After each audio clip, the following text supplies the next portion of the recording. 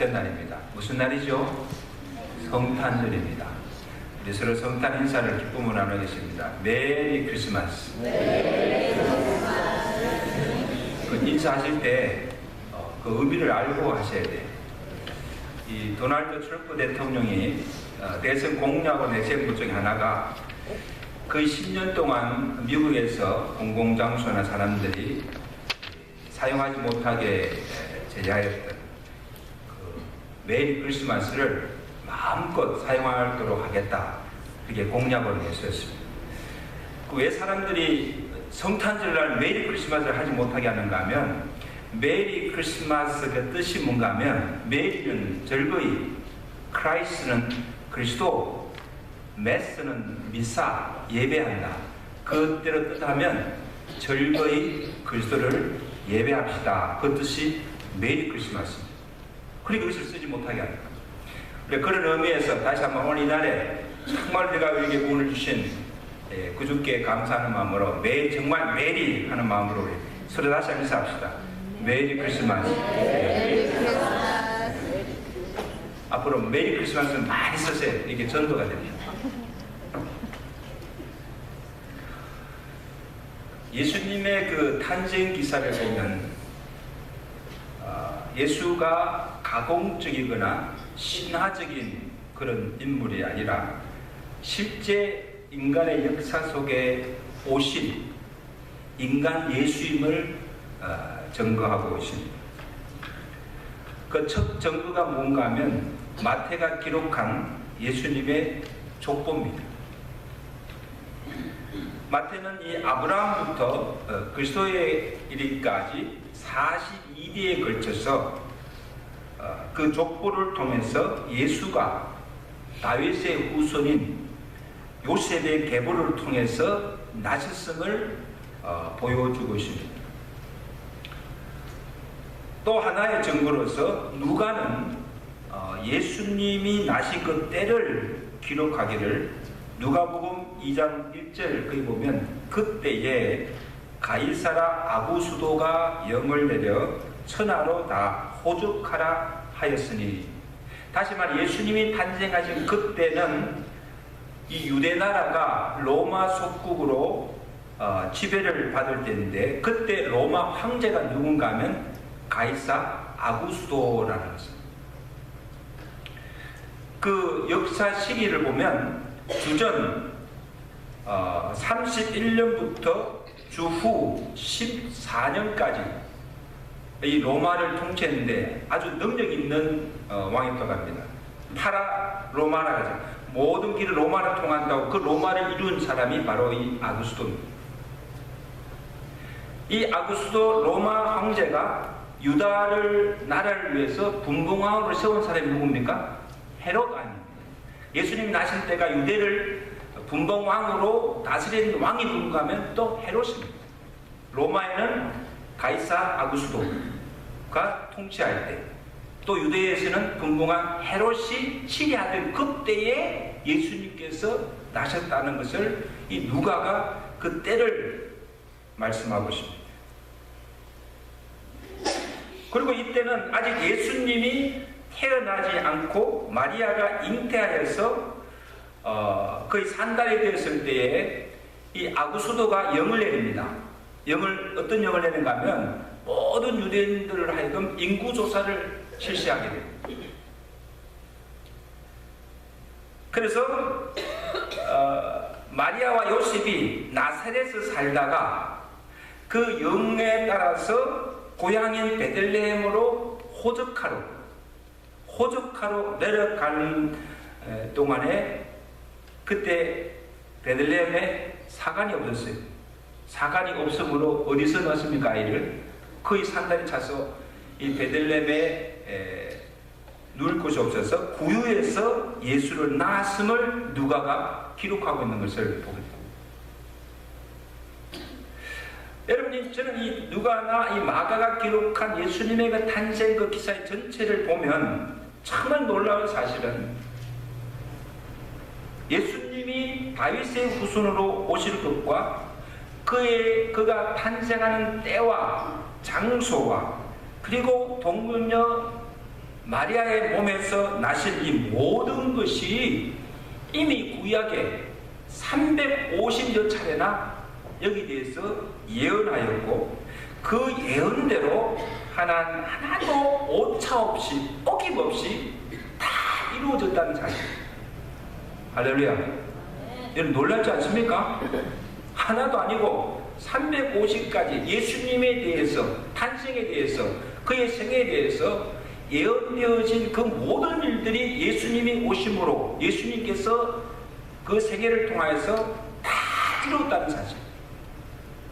그 중에 하나라도 거짓이거나 꾸며서, 없던 일을 꾸며서 만들어냈다고 한다면 성경에 기록된 모든 것들이 거짓되고 신화에 불과합니다. 우리는 그것을 믿을 수가 없는 거예요.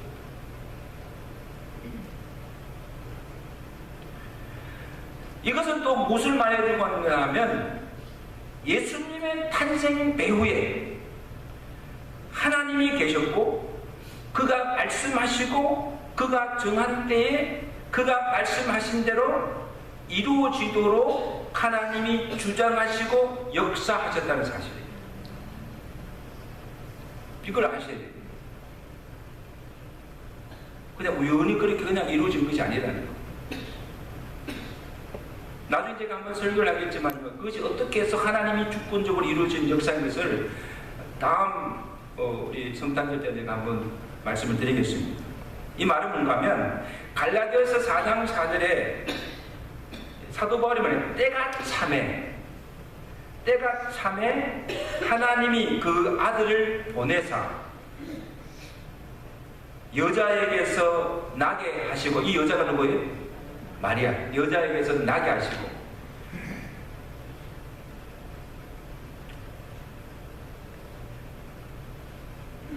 하나님께서 때도 하나님이 정하신 때가 찰 때 하나님께서 그 아들을 이 땅에 보내시다는 것. 그 때가 뭡니까?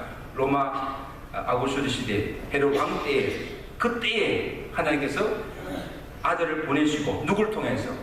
여자에게서 나게 하셨다.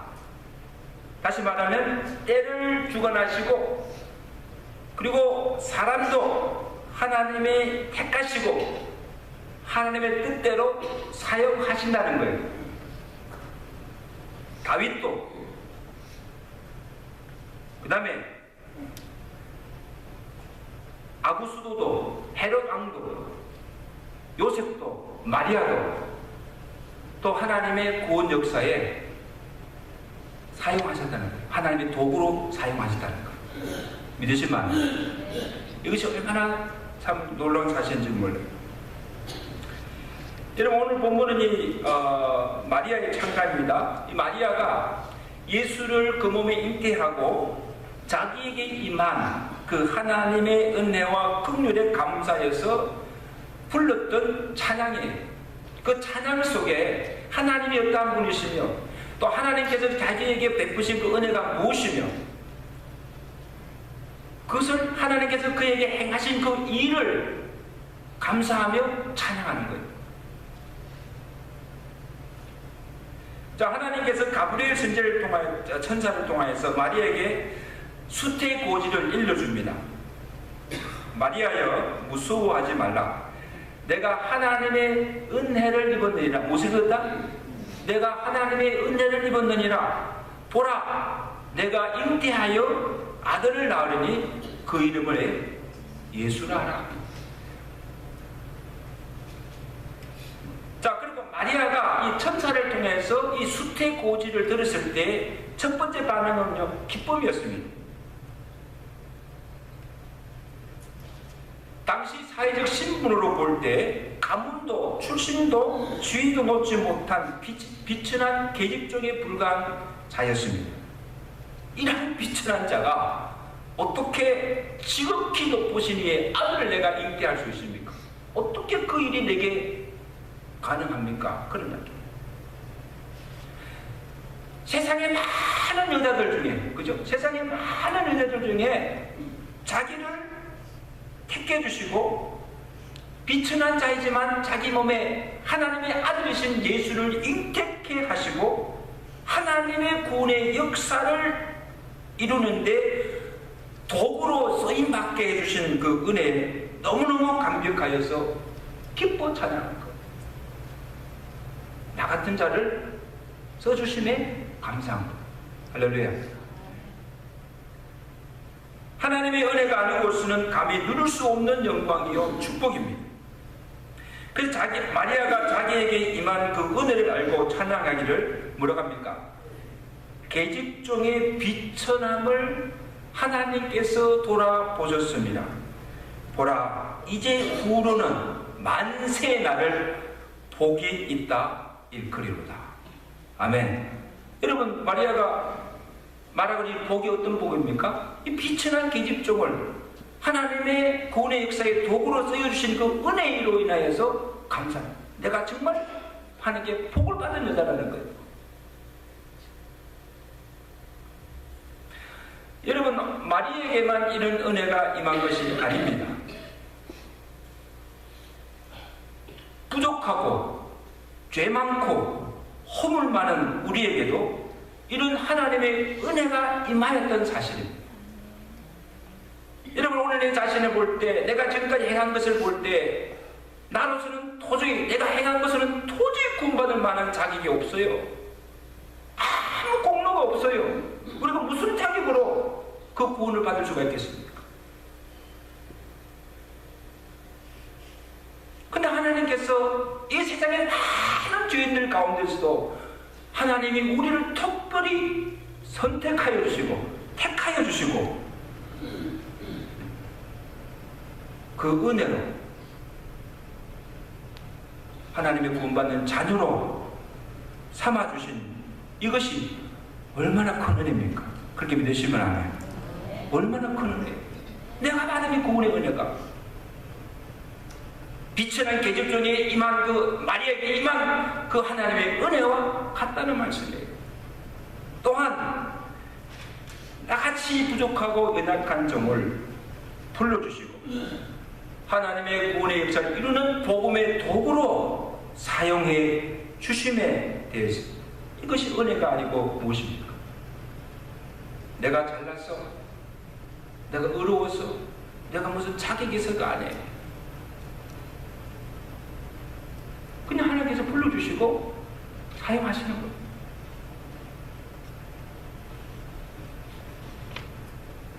자, 그 다음에 천사의 출퇴 고지를 들은 마리아의 두 번째 반응은요, 투름이었습니다.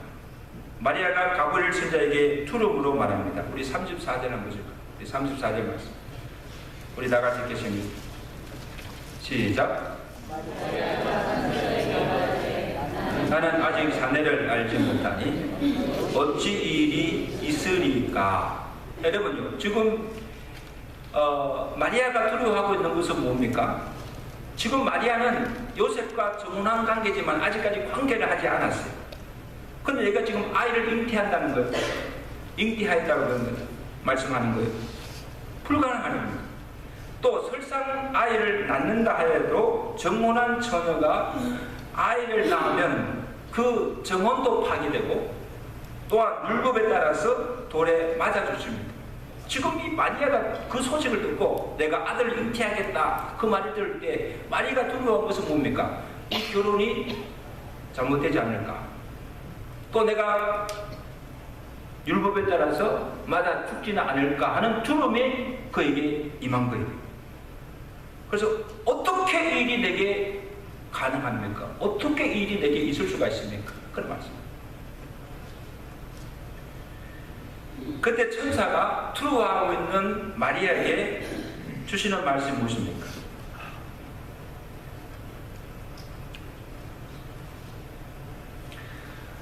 우리 49절 한번 보실까요?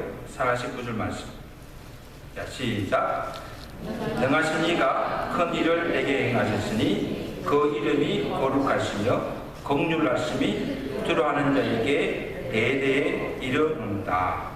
성령이 그들에게 하신 말씀이 마리아에게 무서워하지 말고 두려워하지 말라. 성령이 내게 임하시고 하나님의 능력이 너를 덮으시리니 하나님의 모든 말씀은 능치 못하심이 없느니라. 한번 따라합시다. 하나님의 모든 말씀은 능치 못함이 없으십니다.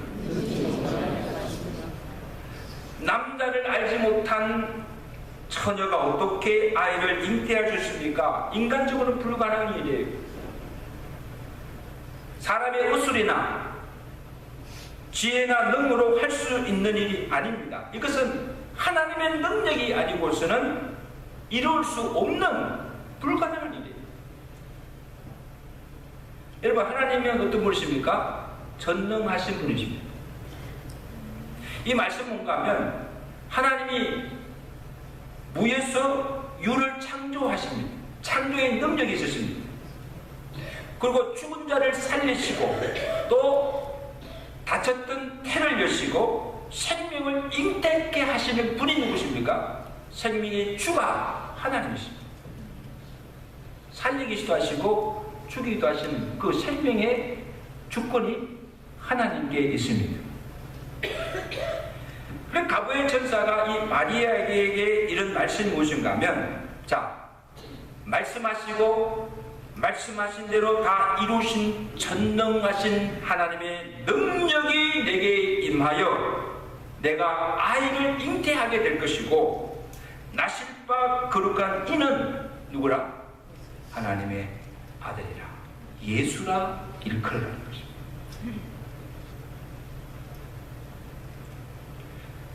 성령이 너에게 임하고 전능하신 하나님의 능력이 너에게 임하여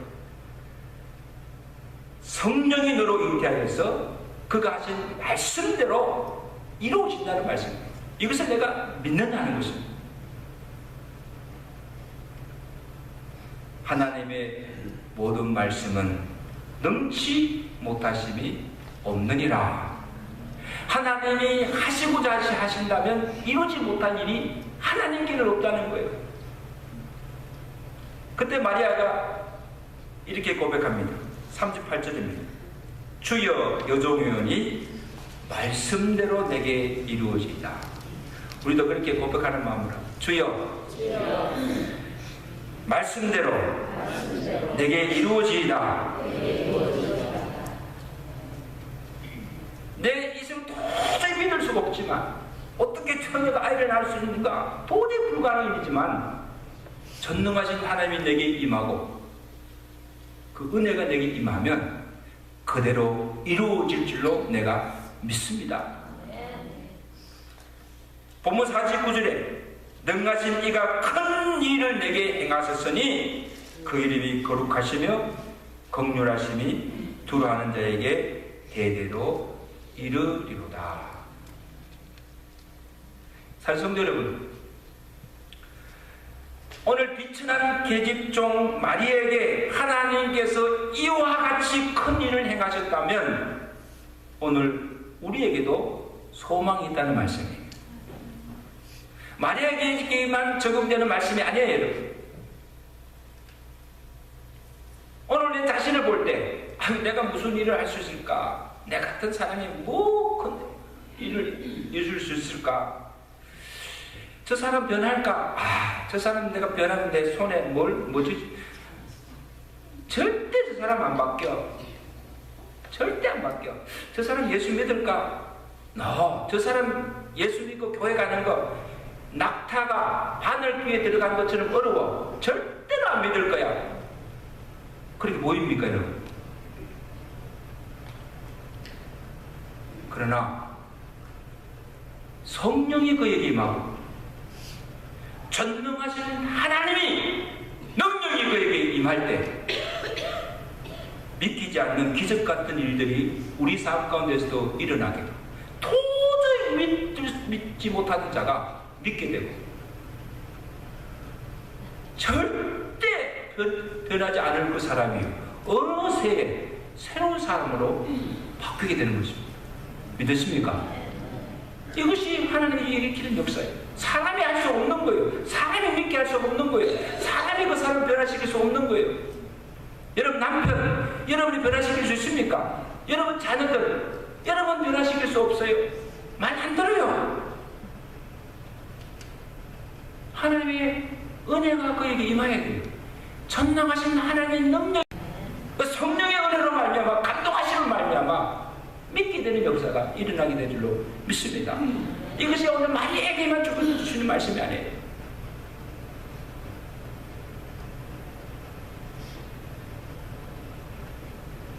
그래서 우리도 하나님께서 내게 큰 일을 행하셨도다. 그리고 그 하나님을 찬양하게 될 줄로 믿습니다. 능하신 그가 내게 큰 일을 내게 행하셨으니 그 이름이 거룩하시고 긍휼하심이 크시도다. 이런 찬양과 고백이 있으시기를 주님께 축원합니다.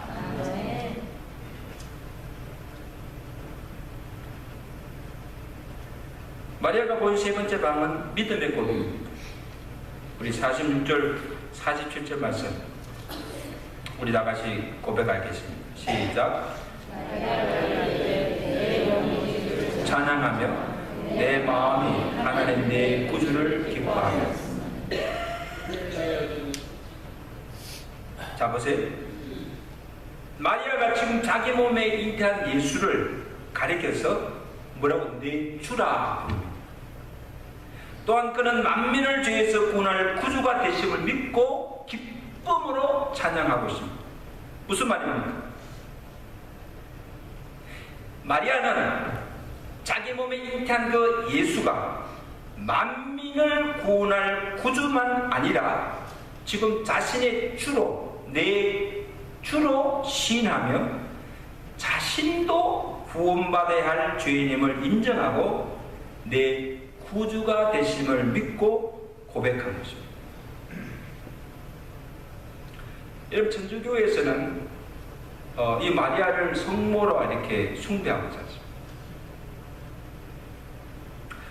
그 천주교도들은 이 마리아를 어떻게 보는가 하면 마리아는 예수를 잉태한 이후부터 죄가 없고 예수님을 낳은 어머니 성모가 되므로 예수님보다도 더 권세가 있는 분으로 하나님, 성령, 예수, 그 다음에 이 삼위일체와 통일신입니다. 그래서 기도할 때도 우리는 기도할 때는 누구 이름으로 기도합니까? 예수의 이름으로 기도하면 다 되는 거예요. 근데 이 천주교도들은 거기에 또 덧붙여서 예수의 기도만 하고 성모 마리아 이름으로 빌어야 기도를 응답받을 수 있는 거예요. 굉장히 잘못된 교도죠. 심지어는요, 마리아가 예수님을 낳은 이후에 아이도 낳지 않고 죄 없이 살다가 죽지도 않고 하늘로 성천하니까 마리아 성천설을 믿어요. 여러분, 마리아가 예수님을 낳고 난 다음에 아들, 딸 낳았어요, 안 낳았어요? 예수 낳고 난 다음에 예수에게는 누이도 있고 형제들도 여러 있습니다. 마리아 죽었어요. 하늘 올라가지 않았습니다, 여러분.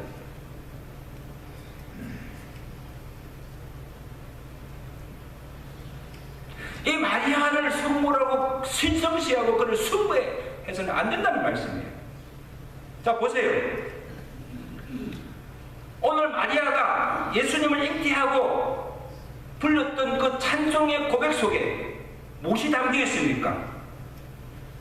마리아 자신은 결코 죄가 없는 자도 아니고 자신도 죄인이며 예수님보다 더 권세 있는 자도 아니고 비천한 계집종에 불과하다는 거예요. 나는 비천한 계집 여종이라는 거예요. 하나님의 긍휼과 구원을 받아야 할 자임을 고백하고 있습니다. 내 영혼이 주를 찬송하며 내 마음이 하나님 내 구주를 기뻐한다. 예수님이 마리아에게도 뭐가 되십니까? 구주가 되신다는 거예요. 아멘. 구주가 되신다는 거예요. 내가 죄가 없거나 거룩해서가 아니라 하나님이 내게 특별한 은혜를 베푸셔서 자기 몸을 빌려서 예수님을 잉태케 하시고 하나님의 구원을 이루는 통로로 쓰임받게 해줬다는 그 사실에 감격하고 기뻐한 것입니다.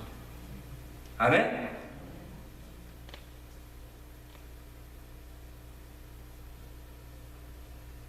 마리아가 찬양한 그 하나님의 긍휼이 구체적으로 어떤 것인가 하면 그거 보세요. 그의 팔로 힘을 보이사 교만한 자를 흩으셨고 비천한 자를 높이셨고 줄인한 자를 좋은 것으로 배불리셨으며 부자는 공수로 보내셨도다.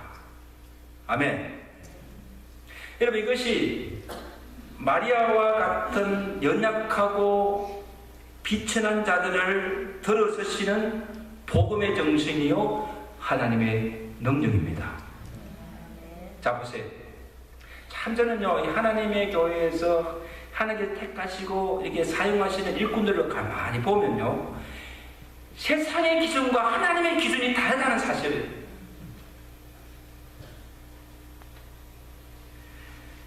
고린도전서 1장 26절에 사도 바울이 그걸 증가하고 있잖아요. 뭐라고 합니까? 형제들아, 너희를 부르심을 보라. 육체를 따라서 지혜로운 자가 많지 아니하고 능한 자가 많지 아니하며 문불 좋은 자가 많지 아니하도다. 그러나 하나님께서 세상에 미련한 것들을 택하사 지혜 있는 자들을 부끄럽게 하려 하시고 세상에 약한 것들을 택하사 강한 것들을 부끄럽게 하시고 하나님께서 세상에 천한 것들과 멸시받는 것들과 없는 것들을 택하사 있는 것들을 폐하려 하시나니 이는 아무 육체도 하나님 앞에서 자랑하지 못하게 하려 하십니다. 여러분, 세상에서 어떤 사람을 뽑을 때 어떤 기준입니까? 학벌, 문벌, 배경, 어느 대학 나왔느냐 다 보고 택하잖아요. 근데 여러분, 하나님의 교회, 믿음의 세계에서는 그렇지 않다는 거예요. 이왕이면 세상에서도 똑똑하고 능력 있는 사람들을 교회에서도 시험이 되지 않습니까? 물론 잘하는 사람도 있겠죠. 그러나 하나님께서는 그렇게 쓰시지 않는다는 거예요. 보세요. 하나님이 택하신 자들이 어떤 자들입니까? 마리아처럼 문벌도 없고 내세울 것도 없고 가난하고 가진 것도 없고 약하고 비천한 자를, 그 마리아를 택하시고 그의 몸에 예수를 임되게 하시고 하나님의 구원의 역사를 이루는 도구로 사용하신다는 거죠. 믿으시면 아멘.